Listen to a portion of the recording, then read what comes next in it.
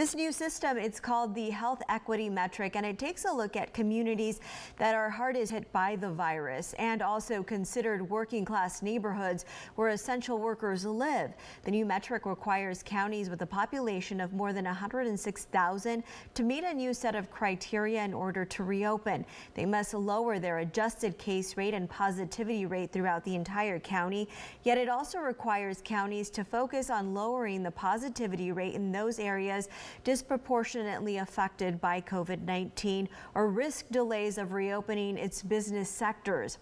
Already, economic survival for small businesses is looking grim. That's according to some Monterey County leaders, especially small restaurants who have been hit hard during this pandemic. As a result, Monterey County is now calling on the state to allow more indoor dining despite not meeting the health guidelines. Our KION's Jocelyn Ortega talked to some small business owners in Prunedale and tells us how they're feeling about the county's latest push. Jocelyn? Many of the people I spoke with out here today say that they do want those indoor dining options, especially now that winter is right around the corner. But despite some financial struggles, some of the business owners said that they still feel that it is too dangerous.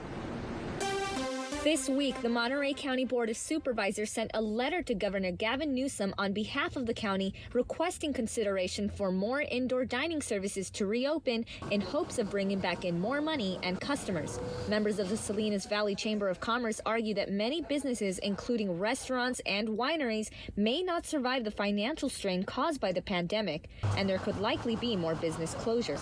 We're concerned with the expiration of the Paycheck Protection Program and then other funds that were made available to businesses.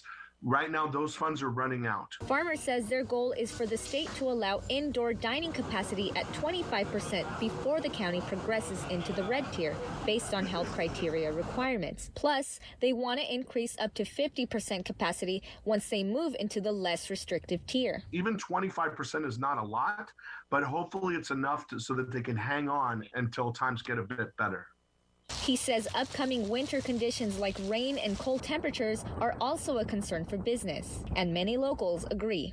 I think the government is overreacting. People don't like eating outdoors all the time, especially in the morning when it's cold. County officials say they received a response from a state senator and are now in talks with members of the governor's economic team to assess the option for indoor operations in Monterey County. One business owner who wished to remain anonymous says he does not agree with the county. All you need is one people gather and then everybody will gather inside the restaurant. We don't have salary, we don't have anything right now. We don't know that, but I like to be open, but it's not worth, According to the metric tier threshold, the ability to reopen services depends on the number of cases per county, among other things. Right now, Monterey County stands at an adjusted case rate of 10 per every 100,000. To move into the red tier and begin reopening more indoor services, Monterey County would have to be between 4 and 7 cases per 100,000 people.